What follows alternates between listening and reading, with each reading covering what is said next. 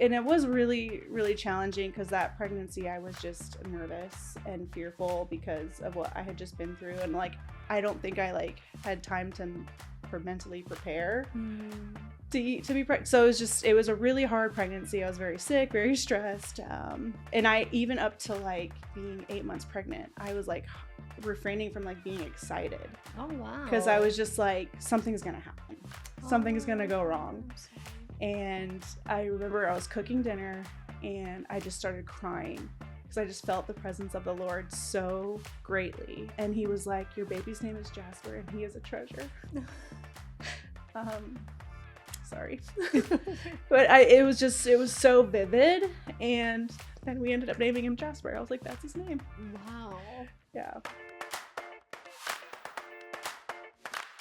Hi friends, you've made it to Karina Faith Diaries, your new go-to spot for real talk about the journeys that shape our faith. I'm Karina, your host, and I'm super excited to chat about real-life struggles, wins, and everything in between. This is all about honest conversations, lifting each other up, and the power of a relationship with Jesus. Whether you're here to learn, connect, or to get inspired, let's get started together.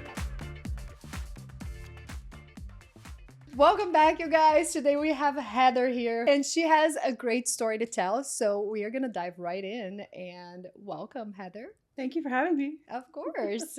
Tell us a little bit about you. Who is Heather? Who is Heather? Gosh, I think my initial response would be a wife, mom, serial entrepreneur. I am very much a creative. I love mission work. I have been through many ups and downs in life, but one thing that has always remained steady was my walk with Christ. I grew up in the church. My relationship with the Lord really started to become more of a relationship once I got married and started having kids. That was really early on. I think up until that point, it was more just like following rules. Oh, okay. And, it wasn't until I was facing things that obviously I had never faced before, adulthood and marriage and having a kid. And it was such a learning process, but that was really when I was able to just start diving into the word and really understanding what it means to walk with Christ.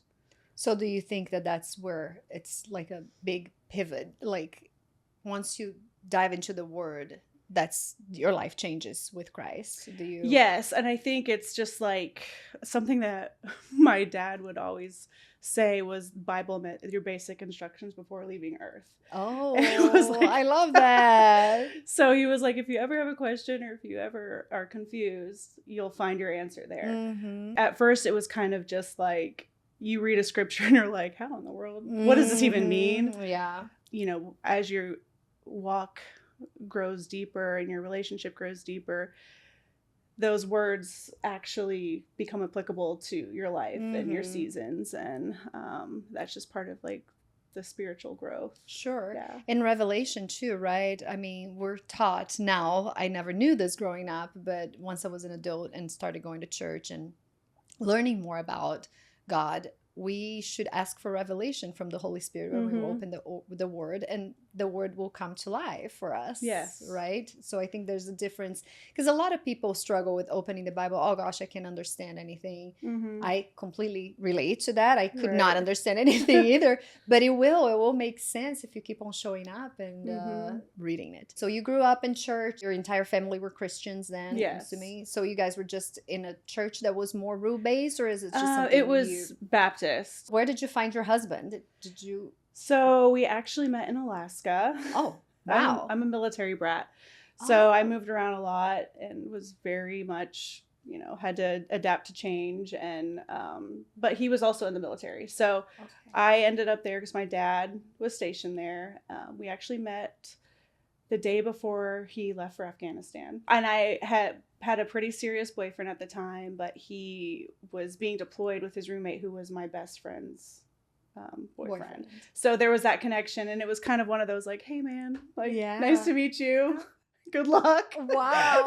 Going to war. So, I didn't really think anything of it, but during that time he wasn't receiving, but his friend was receiving letters and pictures from my best friend, and I happened to be in many of them. And he just started asking a lot of questions about me and was like, I'm going to marry that girl when I get home. What? And like, which is such a wild thing. What a prophetic man. He was like, that's my wife.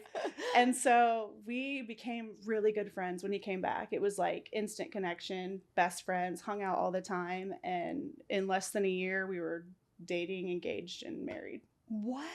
Mm-hmm. Oh my gosh. So then you guys got married and then started having kids? Yes, I got married at 19, had my first kid at 20. Okay. So we just had to grow up really fast. Oh boy, yes. I knew I wanted to be a mother. I definitely was on a 5-year plan. Uh-huh. But, God had other plans So for was us. I know. It's like, just, let's do this. Yeah. He's like, why wait? Yeah. You got this. Yeah. Wow, at 20. Yeah. So tell us a little bit about your testimony then from then on. I think in my early 20s, I was really selfish. You don't know until, like, how selfish you are until you're in a place where you really need to let go of that. And, obviously compromise and partnership in a marriage, and then having a kid that's like rips you of any kind of selfishness that you are holding on to. We got into moments where it was just like rock bottom. And all we could turn to was the Lord, because we just had no other answers. Mm-hmm. We, just like financially struggling. I mean, so young. Yeah. And having kids. Yeah. And, trying to be responsible and still like finish college and working while we're going to school and raising babies. Like, it was just all really, really hard. Mm-hmm. And, you just get... I remember thinking like, we are in such a dark place and so isolated from everyone. Mm-hmm. And were your friends not having babies at that point? No, we were like in such a different season than anyone that we had been previously close to, and it was just a really dark space. And I remember like the only way to survive was to basically cut out our social life. Mm-hmm. And that was kind of like my lifeline. Always. So hard. So we were just like in a really dark place, and that causes, financial problems cause tension in a marriage. Any kind of stress and anxiety causes tension in a marriage. Lack of sleep. Yeah. So and we're just like, it just feels like that part of our life is just a black blur. But by the grace of God, like, I don't remember that. It's not something that I dwell on. It's not something that I feel has affected me negatively later in life. If anything, it just helps me encourage others who are in that season. Like, don't wish that time away. Like, I think as young moms, or we tend, that's like our, like, well, once they're this age, it's going to be easier, and that is so true. Yeah, one thing that I took away from that is just like, don't wish the time away, because you're in that season for only that season. Yeah. And it doesn't matter how hard it is. Like, the Lord is so faithful, and he, put you in that season for a reason, and it's going to shape your future. It will. That just makes me emotional, because I remember with my kids, it was so hard. I had 3 under 3, and it was just the hardest times of my life. I did not want to give up my social life or anything else. So I just kept going. I was fortunate enough to be home, and my husband was the solo, breadwinner. So he held things, but I hated it. I hated being home. I really wanted to. And he's like, well, it costs more for us to put them in daycare. I'm like, I don't care. I don't want to be here all day long. Mommy, mommy, mommy, mommy.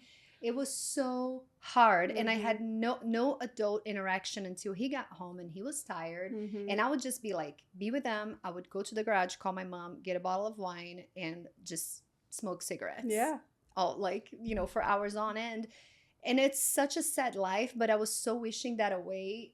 Just like, I can't wait for them to grow up. And now that I'm wiser, hopefully, I'm just like, boy, what a waste of, time. Like, I could have really enjoyed and embraced that and I did. It wasn't like always like this, but I remember being just so exhausted from all of it. And being a mom is truly the hardest, especially a stay-at-home mom. The hardest job that you can ever. It is so hard. It almost like, it rips you from your identity. Like you said, like, it's hard to like not have the social life or not be pursuing your career or whatever. You're like a pause, right? Yeah. You have to wait. You're sucked into this like motherhood vortex. And you know, it can get really dark. And that's just like my biggest encouragement is like, just take a breath and don't wish that time away, because it really does go so fast. Yeah, it does. I mean, do you feel like maybe finding some support groups, right? Like other moms, like that were doing things Yeah, together? and that actually was also a challenge for me, Mm. because I did try to put myself out there and do like mom's day out or like muffins with mom, whatever it was, mops, I don't remember. But the mothers were significantly older than I was. Oh, you so know, like 10, 15 hard. years older. Our kids were the same age, but it like was can hard really to connect relate. because I'm like, Yeah. I'm 21. Yeah. Like, you know, it was just really hard. So it was just a season of feeling very alone. Did you ever lose faith at that point, at some point? I would have to say yes. I probably can't like pinpoint, because it did, like I said, it's like a season of blur. Sure. But I know that there were definitely times where I was just like, you know, God doesn't see me. Yeah. Like, why is this my life? You know, even just saying that out loud is like so disheartening, because I like would not trade anything like to not be a mother. Like, you know, I know that's such a gift, and my kids are so special to us, but it doesn't negate how hard absolutely hard it is to be a parent. Yeah. And I feel the same way too. It's like the best gifts ever in the world, but the hardest, you know, times too. So what's easy is not always the best, right? Okay, so you guys navigated that, and then how did you come out? What was the end of that season? So I think getting us through school, and or at least my husband, he's now a dentist, and finding like our footing and like having a more clear vision of what our future looked like, because I think so much was just unknown and unpredictable, and we were literally living day to day. It was like, you know, I don't even know we got to focus right now, because that's just like, you know, we're just above treading water. So I think, you know, time and learning and just resilience, and, you know, our future looked a lot clearer. I won't say it's gone as we've had planned, because, you know, that's just God. Yes, of course. But having like a more intentional like purpose, I guess, made it feel like the light at the end of the tunnel. Yeah. So how did you guys get there? Like from that, where you were, like? I think a lot of it was just pouring ourselves like into ministry, you know, not just ministry within the church, but we also started doing mission trips together and other like mission work. That was something we even talked about when we were dating, was like, what do you see like doing with your family, and, you know, long term, and like, what does your life look like? And we both were like, mission work is like on our hearts, and I want our kids to be a part of that. And so I think that's kind of what fueled us, was just diving into service of others. That's awesome. You guys started serving at a local church, and growing in there. Yeah, we have been leading worship together, since probably 2 years into our marriage. Wow. So that's so cool to have that in common, 17 years. Yes. It's really been so special, and I think it really has gotten us through some really hard times, even if we didn't realize it at the time. That was a special connection and a place where we could both enter the presence of the Lord together. Yeah. And have your kids be a part of that too, just being connected. That's so. And they're actually they're very musically inclined too. They're very talented. And my son actually is part of the worship team as well. Oh, my daughter has a beautiful voice, but she has incredible stage fright. So she's not there yet, but she will be brave. Yeah, right? But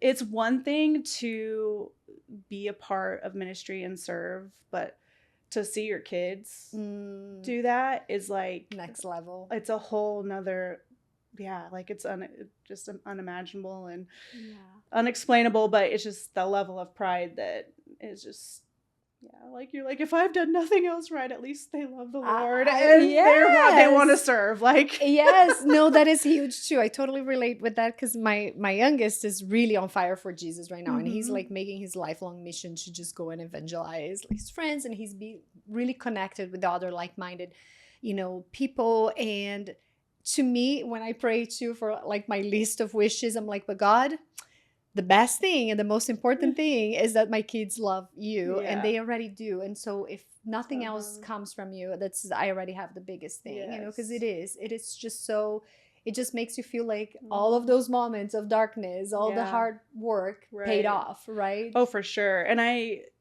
remember so many times where the Lord was teaching me something through my children. Uh-huh. And like I remember a conversation I had with my oldest when he was maybe 6 or 7 years old. It was when he was kind of understanding the gospel and like, Christ died for our sins. Like, why did he do that? He was asking me really deep questions. And he was like, Mom, like, why wouldn't everyone tell everyone about that? Yeah. Like, why are there people that don't know, essentially? Mhm. And it lit this fire in me, like, oh my gosh, like, I Yeah. want to have that, like, childlike faith, like, Yeah. unapologetic, I like, know. tell So everyone and innocent. anyone. And, it kind of was like convicting for me. I'm like, why does my 7-year-old get it? And here I am, what am I doing? Yeah. So there's been so many moments where they have said things or asked questions that really like put a stirring in my heart. They have taught me a lot without even knowing it. That's amazing. So I've heard that you're quite the entrepreneurial spirit, Mm-hmm. and you have done a few things in your life. So Yes. tell us a little bit about the journey and what So happened. I experienced a very traumatic miscarriage. The pregnancy itself was very unexpected, because it was 10 years later and we were not planning for that. So it was kind of a shock, but it in the process opened a wound that I didn't know I had. And like, then I had this desire to have another child Wow. and seemed quite crazy because, our kids at the time were, 6 and 8. So you're like starting all Yeah, over. so That's crazy. starting all over. So then that opened up conversations with my husband, and it's like you kind of panic a little because Yes. I'm like, why am I feeling this way? Why are we starting over? And then, before we could even decide, yeah, we want to move forward with or not, I got pregnant again. Oh, wow. So, and it was really, really challenging because that pregnancy, I was just nervous and fearful because of what I had just been through. And like, I don't think I like had time to mentally prepare to be pregnant. So it was a really hard pregnancy. I was very sick, very stressed. And I, even up to like being 8 months pregnant, I was like refraining from like being excited. Oh, wow. Because I was just like, something's going to happen. Something's going to go wrong. I'm sorry. And I remember I was cooking dinner and I just started crying because I just felt the presence of the Lord so greatly. And he was like, your baby's name is Jasper and he is a treasure. Sorry. But it was so vivid. And then we ended up naming him Jasper. I was like, that's his name. Wow. Yeah. So he is such a gift. But I actually dealt with really bad postpartum depression, which I didn't realize what it was because I'd never been through it. I just was like, I'm a crazy person. And then I was like, maybe I don't remember what motherhood was like, like having a newborn. So you didn't have that with the other two? No, I didn't. Okay. And so I was just like, maybe this is just like having a new baby, like that's just life now. Like I was just like very much not feeling like myself. I wanted the best of both worlds, which is I did want to be home with him, but I also wanted to like have my own identity outside of the home. And that's kind of where I started to dive into like entrepreneurship and just, utilizing social media to build a business. And it got me out of those dark spaces for quite a while until I was like forced to face it, if that makes sense. Like it kind of hid.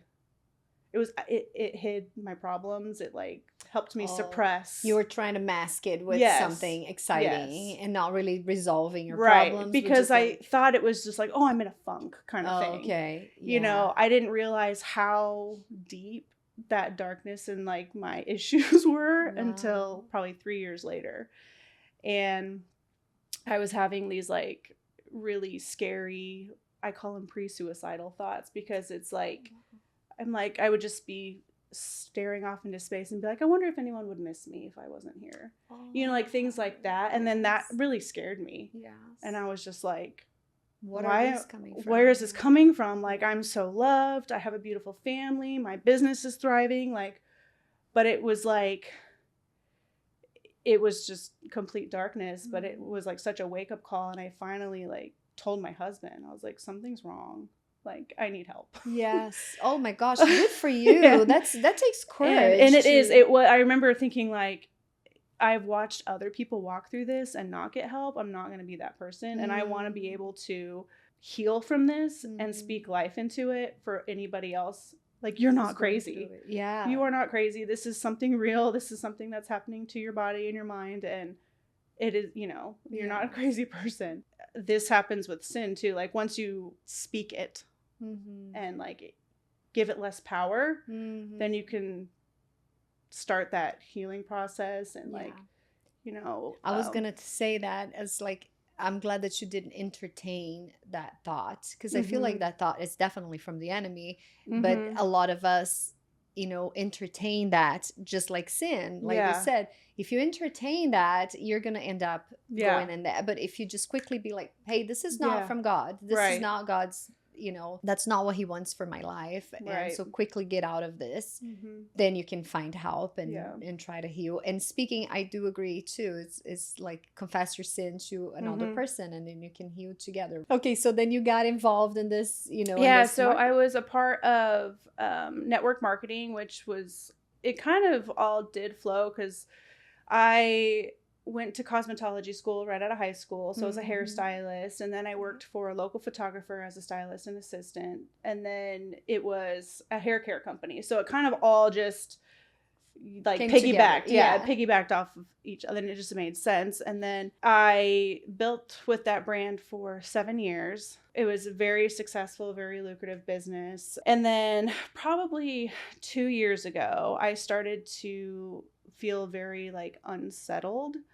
It was like little nuggets here and there, but then over time I started to realize I was like ignoring my moral compass, I guess. Like it wasn't things I was personally doing, but I was like turning a blind eye to things. And you know, there were certain things that happened. I just no longer aligned with the company, the practices, and a lot of the leadership. And I ignored it for a very long time because the paycheck was really good. I was gonna say, it's hard. And it's really hard to consider starting over. You know, when you build something for so long and it's so successful, just the idea of just like being like, this isn't for me anymore is like very daunting. Very scary, yeah. God has never slammed doors so hard in my face ever. And I think these last few years have really taught me what like full surrender means. You know, there's a difference between like what you think of like, oh, I give up, I surrender, like wave the white flag. But it was more like just fully relying on God to walk me through that and being very intentional daily to choose that surrender.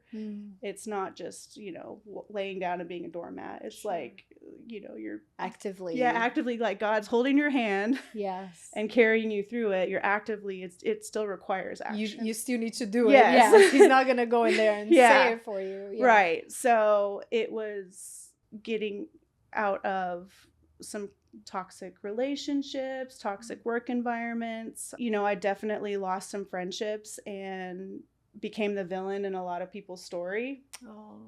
I know my heart and my intentions, but that's not always going to be something that someone receives. Because I know they were hurt too. You know, that I by decided, you leaving. Okay. It was hard for me to not make it personal because it was personal for them. You just woke up one day, then you decided, I need to do this. You had this. It kind of had like built up over time, and then it was starting to affect my marriage and just, you know, just how I acted in general. Wow. Like there was so much stress and anxiety, and I started to kind of like quiet quit almost. Like I just like retreated. I was like, I'm just not gonna do anything. Not But gonna that take obviously, meetings yeah, and I was things like, like that. that, which wasn't the answer either, because there was a lot of people that relied on me and trusted me. Once I was like, okay, Lord, like I'm listening. Like I just every day was very intentional about just being quiet. And I just remember so vividly being like, you're putting me in a box. Like there's more. There's more. And Him telling you that? yeah, like Okay. I think that I was like, okay, it has to happen like this. I'll leave like this, you know, like, yes. and you come up with all these like scenarios, and it was just like, no, you know why you're feeling convicted. That's what you need to speak up about. Wow. And, you know, it all happened really fast once I decided like, this is not the direction the Lord wants me to go. I need to step away. And it was like, bam, bam, bam, you know, just all the doors shut to that chapter. And it was just like, okay, now that is literally gone. Like those people don't want to speak to me anymore, like all of that. And it was so very hurtful. You know, there was a lot of pain that I was working through. Because you had a lot of friends in that business too. Yeah, a lot of friends in the business. But there was another opportunity, and I wasn't looking for a new opportunity in that field, but it did catch my attention because of a mission trip that they were talking about sending their people on. And I'm like, that's so unique for a network marketing company to be doing that. Yeah. So it definitely piqued my interest. And when I read it, and I actually got on a phone call with the founders, and I was like, I'm going to be on that trip. I know I'll be there. And I'm like, I don't know how it looks, because at the time I was still like, you know, a part of this other company, and none of this had really, like, all the doors hadn't shut yet. But I'm like, all right, if I'm doing that, then this has to end. You know, it's like. So this was a completely different company. Okay. Completely different company. I think like the Lord obviously knows me way better than I know myself, but I stayed in certain friendships longer than I should have out of fear. And obviously I still care about these people. It's hard not to, but I knew like our season was over, but I didn't want to let go. And he knew I wasn't going to do it unless it was like done for me, essentially. So yeah, I still want the best for them, and, you know, still love and care about them. But, you know, those friendships were for that season. Yeah. Moving forward, I did end up going on a mission trip to Honduras with this company. It felt right because it was like something that I had already been doing. Yes. But also was the missing piece of like the ministry side, or like the moral side. Sure. As we should all have moral in our business. Right. Because they won't survive. Right. So I transferred over and started with this company, went on this mission trip and met some like really incredible people, and rekindled some past friendships that are just so simple and deep and pure. They definitely challenged me and pushed me to be the best version of myself, but not at the expense of like our friendship. Yeah. If that makes sense. Okay. So, but then it was just like, I'm not meant to be in network marketing anymore. Like it just like, it literally, I'm like, something still doesn't feel right. And I don't regret, like, I know that happened. Like that was divine intervention. That was the Lord's path for me to bring me away and kind of help me realize what exactly, you know, it's a stepping stone. It helped me close that chapter and clear up some things. Sure. That led us to where we are now and our recent move. So it's hard to condense the last 2 years into a small conversation, but it was definitely just a matter of a lot of surrender and just trusting that his plans were bigger. Yes. Which I always feel like, even if something quote unquote fails, which is not necessarily a failure, but it's something that was for that season, I'm sure you learned a ton of things in there. Yes, like great things, right? Oh yeah, there's nothing that I I don't regret doing it. Yes. Taught me a lot. Yeah, and knowing when it's time to let go too, right? Yes. Which sometimes are like, I felt like this with several projects that I started, not several, but a few that I'm like, I put so much time into this. I did not want to let go, even though I knew that was just sucking my time. And I'm like, this is just not for me anymore. Right. And I also feel like friendships takes two sides too, and I felt like this for a while now with just some like great friends, but it's just a one-sided thing that me always going and seeking, and Mm-hmm. it can be so, and it's so sad because it's like, wow, does that Mm-hmm. mean that if I never call this person, would they ever call me? You know what Yeah. I mean? And I think that many women like it's feel that way, but it's Yeah. just like you almost they don't voice it because it's like woe is me or like Yeah. pity party, but it's true. They're like having true friendships as an adult is really hard. It's very hard. Very. And even just like finding new friendships is Even harder. even harder. Yes. So it's just like you're not alone. Mhm. Like Yes. we and even at almost 40, I'm like, dude, my feelings are hurt. Yes. Like it, We're still human. yeah, we're still Right? human. Yes. And I think, but my personal experiences have also really been helpful to help me navigate my daughter's like relationships and friendships. And she's like such an amazing communicator now because she's watched me go through like all of this stuff. And because there's so many times we back ourselves into a corner because we don't want to upset someone, so we don't say anything.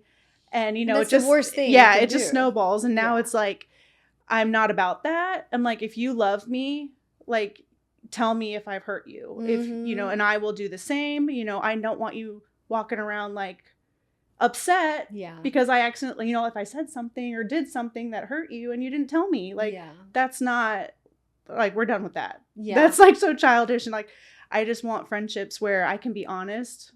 Or, if my mind starts to spiral, I'm like, you know what? I'm going to actually ask them what their intention was. That's great. Instead of letting my mind spiral and being mad over something that was a complete misunderstanding. Yes. And most of the time it doesn't even have, it's like this anxiety thing. Right. We're playing all the scenarios and the person's like, wait, what? So Yeah. like I didn't even know I was being absent friend or something. Right? I know I need to be better at doing that too. Just communicating is definitely key. And I think not just in friendships, but in marriages too. For sure. Like, right? If we don't communicate our needs, I have this problem with Brian because I assume that he should know that I'm doing this. Hey, can you come and help me? Like, look at what I'm doing. He's like, I don't have a crystal ball. I don't know that you want help. I don't know that you. So doing that. No, that's so true. That's happened many times too, and that comes with maturity in marriage as well. It's like, you can't just assume they know. I remember times where I'd be cooking and the kids like screaming. I'm like, do you not? I know, like, not see this? Like, well, I thought he wanted you. It's like, but you just have to be very specific. And I've found myself doing that with my kids too. It's like I have to be very specific, like with my direction and my expectations. And how much trouble and stress we take out of the equation when we actually tell them what we need. Right. It's like this magic thing happens. It's like, oh, okay, I'll help you. And, for sure. Wow. So a lot of times when we come into faith, that's just an example of many things that can happen. But, we feel like our values don't align with other people around or whatnot, or older friends, and then we end up leaving those relationships. But then how we find ourselves in a lonely place without any friends, older in life, which is just, like we said, so much harder to make friends. How did you end up making friends at that stage? This makes me think of advice I actually had given my daughter. Being authentically you is number one, because you're going to attract that same, energy or, wisdom and things like that.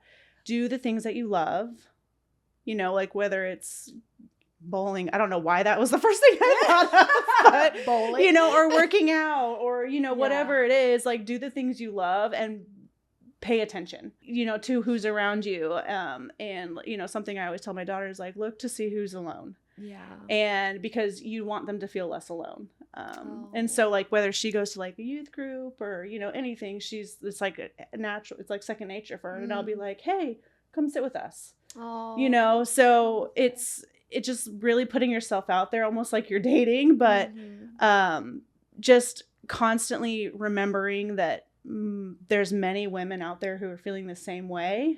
And by you just like opening up that door, I mean, they might be thinking the same thing. Like, I'm going to go in and like put myself out there, but then they panic. And they, they don't say anything. Fearful of what? Yeah. I know. The most that can happen is a person say, no, thanks. Yeah. So it's okay. And if you are being true to who you are, then, that might not be a yeah. good, Yeah. So that connection might not happen, and that's okay. yes. But we're not at a place to be acting like somebody else just to fit in, because that just breeds anxiety and stress and unhappiness. Like, I don't want to appear like I'm not alone. Yeah. I want to actually have deep, meaningful relationships where people really care about me. Yeah. Less friends that are actually authentic, like quality. And quality. Because, and you've probably heard the saying, like, you can be in a room full of people and still feel alone. Yeah. Yeah. 100%. So it's like, you could be in a crowd of people that you call your friends, but you still feel alone because you don't have that deep connection, because there's a part of you that's not being authentic. I love that. I have people that are very close to me. I'm not going to expose anyone in here that are in the season of like, gosh, it's being very hard to find friends. And I always say, pray for it, right? God will open doors. He'll show you people. It's actively praying for things that we want, whether it's, a good marriage, a good husband, kids. And obviously, it might take longer. It might, not be the way at the place that you want it to be, but God's ways are better than ours, right? So you were feeling the way that you were feeling when you were walking in that season, because he was showing you, hey, these values are no longer aligning with you. So it's time that you close that door.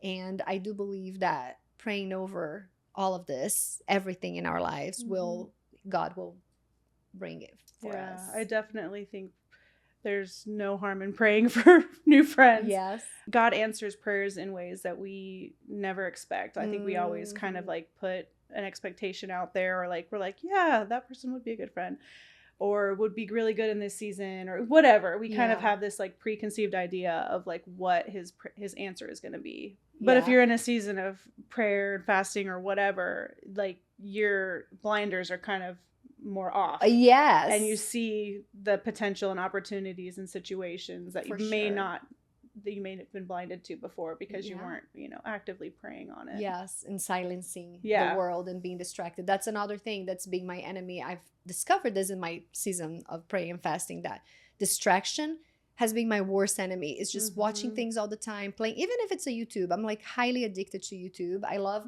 listening to things like this too. And I let it play all day long.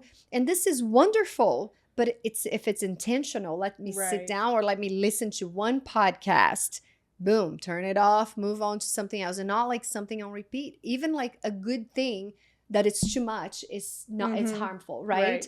And I also wanted to say that in regarding to prayer, that our pastor likes to say, prayer should be our first response and our last resource. And I feel like a lot of us Christians, included, always resort to prayer as the last resource. And no, it should be the very first thing. Like, let me pray first, and then I'll act later, because God will guide me through this. Yeah.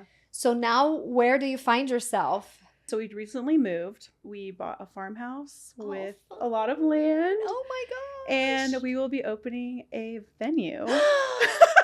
Wow. Is this like is this the first time you're opening to the world, this news? Yeah, or? Really. Wow. I mean, I've kind of hinted at it on social media a couple times, but it's just really cool how it's exactly the desires of my heart, which is, I love hosting. I love bringing people into my home, but also just building community and in a safe space where I'm like, they will know the Lord. Yes, that's your way of and so I have had many opportunities, especially within, my network marketing business, to host events and build community and things like that. So you learned a lot. But there was always different intentions in those events. And I want this to be like a place where people gather to celebrate love and just to be with family.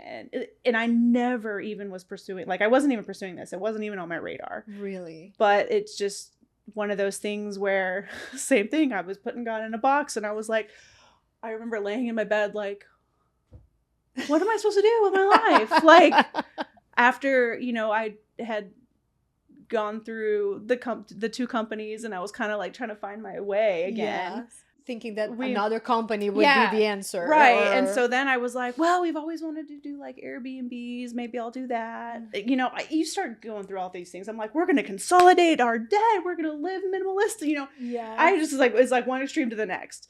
So that sounds like me too. I just try to like, I'm like, let's really put everything in savings. Next day, like, let's go to Europe tomorrow. Woo! You know, my husband's just like, oh my gosh.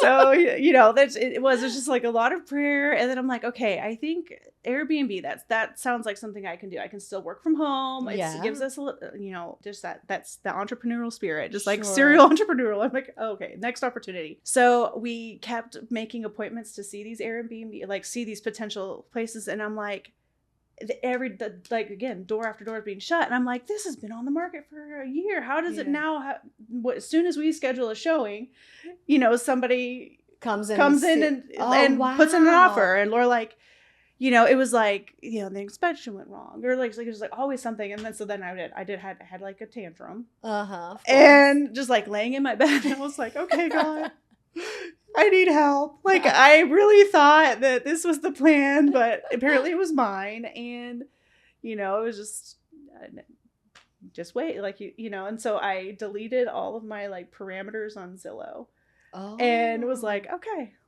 I'm gonna take God out of the box. Yes. This farmhouse was the first thing that popped up, and I was like, it caught my eye, and I was like, huh, click. And then I was like, he was, you know, like looking at the listing, and I'm like, what? You know, like this is so perfect. And then I'm like, okay, but let's pump the brakes. Yeah. You know, so I was like, and Tony's always my sounding board. Usually, if so is Brian too, and I hate it at times. I'm like, I know, I'm like, why are you always right? But I knew, and so you know, I brought that to him, and he was like, "Do it." He's like, "That's it." Wow. And I was like, "Wait, what?" Yes. Like I was in complete shock, and I'm like, "We need to pray about it." He's like, "That I know, that's it, that's it." And I was like, "Okay." Like, wow. All right. Heather. And so, yeah, it's everything happened really quickly. And there were so many things that happened along the way that straight up God thing, you know, with like delaying certain things and whatnot. That benefited you. That benefit. Yeah. Yes. So, you know, now we're moved in and making it home, and hopefully sometime this year we'll have a grand opening and everybody needs to come. Goodness, I will definitely be there. That's incredible. We're going to call it the 1875 because it was a barn built in 1875. Oh gosh, I love that. I love the name. And it can host weddings or, you know, corporate events. It's like parties. Yeah, parties or like holiday parties. We've got a birthday party booked there at the end of February. Oh, you already did? Oh, yeah. I got my work cut out for me. But... Wow. That's amazing. So what's the capacity? Do you know? I would say indoor, outdoor is probably 200, but just indoor comfortably probably 100. Okay. Yeah. Wow. So you're going to have that all on your social media. Oh, yeah. Soon. Yes. Okay. And so I've taken such a hiatus from social media, so I got to get back into the swing of that. And now it's going to be something just for you and your family, right, which is just so much And it's cooler. Just going to, not only does it just, the desires of my heart are going to be in that place, but everything leading up to that as far as my experience in the professional world is going to help me make that place thrive. Oh, that is so exciting. I love that. And did you always wanted to live in a farm, or no, it was something that not necessarily. We have always dreamt of having land, which naturally comes sometimes with a farmhouse, but especially in Indiana. Yeah.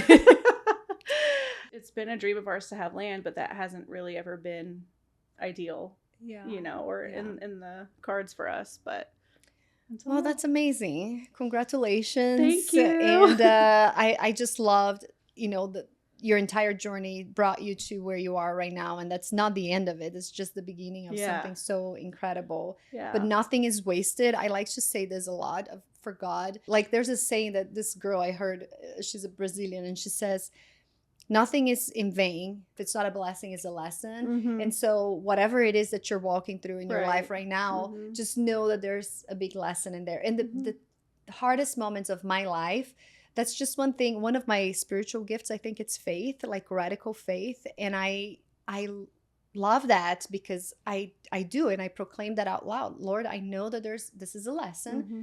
but you better teach me just real fast because this is, it's really hard. It's really hard Yeah. walking those walks. Yeah. But, that's great that you were able to Mm-hmm. walk away from this. So I think that Yeah. that's a huge lesson too for people watching Yeah. us going through something that they're seeing in their jobs, that Mm-hmm. you see things happening that are not aligning with your values. Mm-hmm. It's time Yeah. to think of the option. Yeah. And I think a huge lesson for me was just taking ownership in my part in it, Mm, because we can't change people. no, we can only And change us. right. So it's hard to admit when you're at fault, but that was one of the things I fervently prayed for, was like, reveal my flaws in this situation and Mm, just like help me do better. that's very humbling. Because, in any friendship, it's definitely a two-way street. Yes. So there's definitely things that I probably could have done differently, but just owning that and doing better the next time. I love that. I'm actually going to adopt this, review my flaws, because usually I'm like, Lord, equip me to do Mm-hmm. something. But revealing my flaws is like, help me to work on this, Yeah. because He wants us to be humble. Because sometimes we don't even realize No. that it's a flaw. We're so caught up Yeah. into our own, like, Yeah. I'm such a great Right. person. Mhm. It's like, No one wants to dwell on their own flaws. no. So that's very humbling. I love Yeah. that. Thank you so much for sharing all of your wisdom. I wish you all the best with the new venue. I hope that I'm able to visit. And yes, and thank you so much for sharing your story with us. Thank you so much for having me. Of course. Would you like to close us in prayer? Oh, sure. Okay. Yeah. Father, thank you so much for this beautiful day and for this conversation. God, I pray that it would bless those who listen. I pray that you would rid us of distraction, and Lord, let this not be about us. I pray that your name is glorified through each and every podcast episode. I pray for anyone who is struggling in their personal life with friendships or marriage. God, I pray blessings over them. I pray that you would give them comfort in these seasons. Bless Karina and Heather as they continue to build this podcast. I pray that it would be an inspiration, it would be eye-opening, and it would be God-honoring. And I ask all these things in your name. Amen. Amen. Thank you.